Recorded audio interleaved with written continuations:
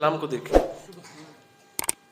جناب ایوب علیہ السلام یہ اللہ کے نبی ہیں، اور آزمائش اتنی کڑی اور سخت کہ 40 سال تو جسم میں صرف زخم نہیں، زخموں میں کیڑے رہے، زخموں میں کیڑے، اور اگر کوئی کیڑا گر جاتا تو آپ اسے اٹھا کے پھر سے زخم میں رکھتے کہ جب اللہ نے تیرا کھانا یہاں بنایا تو باہر کہاں جاتا ہے؟ جب وہ تجھے کھلا کے راضی ہے میرا ماس اور گوشت تو کہاں جاتا ہے؟ اندر رکھ لیتے ہیں۔ اچھا 40 سال ہمارے ہاں اوسط زندگی 40 سال نہیں ہے، کسی کو 40 اوپر مل جائے تو وہ سمجھیں اس کا خاص کرم ہے۔ تو ایک دن آپ کی اہلیہ محترمہ صحن میں بیٹھی تھیں تو آپ سے کہنے لگی حضور آپ اللہ کے نبی ہیں اور مجیب الدعوات ہیں، آپ دعا کریں اللہ آپ کی تکلیف کو دور فرما دے گا، آپ کو شفا یابی مل جائے گی، آپ اپنے لیے دعا کیوں نہیں کرتے؟ 40 سال ہو گئے آپ کی تکلیف کو اور زخم کو۔ چونکہ نبی تھے تو کیا منصب تھا اور کیا سراپا تشکر تھے۔ ہماری تربیت کے لیے آپ اپنی اہلیہ محترمہ سے فرمانے لگے یہ بتائیے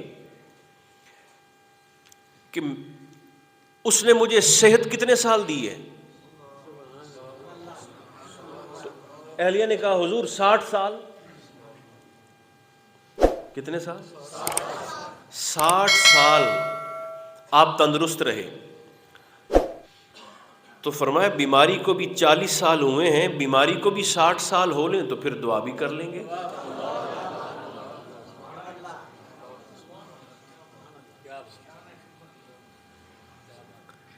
جتنے سال اس نے مہربانی فرمائی ہے اور صحت دی ہے تو اتنے سال اگر اس نے مجھے بیماری کے اندر ہی مبتلا رکھنا ہے تو اتنے سال بیمار رکھ لے، اس کے بعد پھر شفا یابی کی دعا بھی کر لیں گے۔ سراپا رضا بنے، اللہ کی رضا پر راضی ہونے کا مظاہرہ کیا، اللہ نے اگلے ہی دن شفا یابی عطا فرمائی۔ پھر جب شفا مل گئی تو ایک دن صحن میں بیٹھے بیٹھے آپ کی اہلیہ محترمہ کہنے لگی حضور سکھ اچھے ہوتے ہیں یا دکھ اچھے ہوتے ہیں؟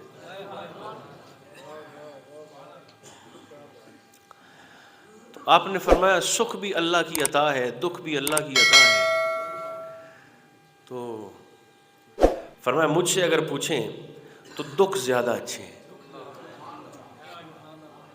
دکھ زیادہ اچھے ہیں۔ ایک نوجوان شخص قبلہ بابا جی حضور رضی اللہ تعالیٰ آپ کے پاس گیا تو پھوٹ پھوٹ کے رو رہا تھا زاروں قطار، اور صوفیاء کا انداز دیکھیے، رو رہا ہے اور کہنے لگا اس کے الفاظ مجھے ابھی بھی یاد ہیں، کہنے لگا حضور بابا جی یہ سارے کے سارے دکھ مجھ پر ایک ہی بار پڑنے تھے۔ رو رہا ہے سارے دکھوں کے پہاڑ مجھ پر ایک ہی بار ٹوٹنے تھے۔ آپ نے مسکرا کر پتہ کیا فرمایا؟ آپ نے فرمایا بیٹے آپ تو خوش قسمت ہیں، اللہ نے جوانی میں دکھ دے دیے، بڑھاپے میں آتے تو پھر سنبھالے نہ جاتے۔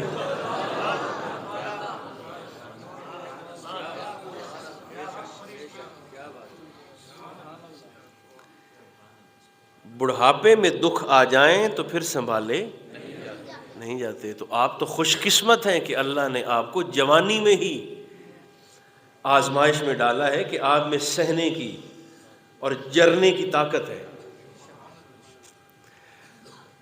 پوچھا گیا حضور سکھ اچھے یا دکھ؟ تو آپ نے فرمایا دکھ اچھے ہیں۔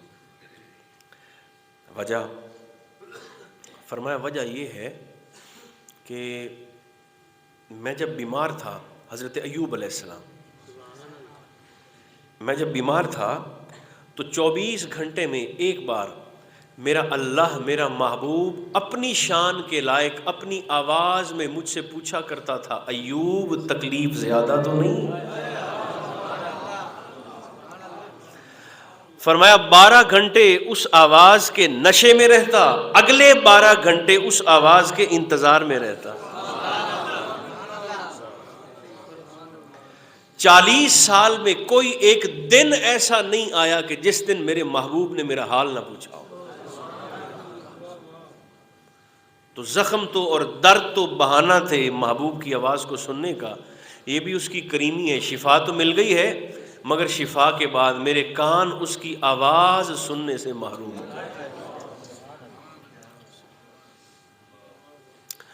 یاد رکھیے،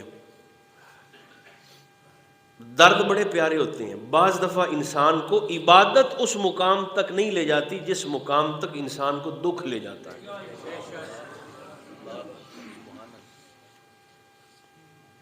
جس مقام تک انسان کو درد پہنچا دیتا ہے۔ تو اللہ فرماتا ہے محبوب، یہ جو ہم نے آپ پر عطاؤں کی انتہا فرمائی ہے الکوثر کی صورت میں، اب اس کا شکر ایسے ادا کریں، فَصَلِّ لِرَبِّكَ، اپنے رب کے لیے نماز بھی پڑھیں، وَانْحَرْ، اور قربانی بھی کریں۔ آج صرف اتنی بات ہو سکی کہ صلاۃ کے 3 معنی ہیں، یاد رکھیے گا، اور بھی بے شمار معنی ہیں، مگر اس آیت کو دیکھتے ہوئے یہاں 3 معنی مراد لیے گئے ہیں۔ ایک دعا، دوسرا شکر، یاد رکھ لیں، اور تیسرا نماز۔ ایک دعا، دوسرا معنی شکر، اور تیسرا معنی نماز۔ نماز پر مفسرین کا زور اس وجہ سے ہے کہ یہ وہ عبادت ہے جس میں شکر بھی آ جاتا ہے، جس میں دعا بھی آ جاتی ہے۔ رب ذوالجلال حاضری مقبول فرمائے۔ ابھی آپ سنتیں ادا نہیں فرمائیں گے، ہمارے محترم جو مؤذن صاحب ہیں یہ آپ سے مخاطب ہوں گے۔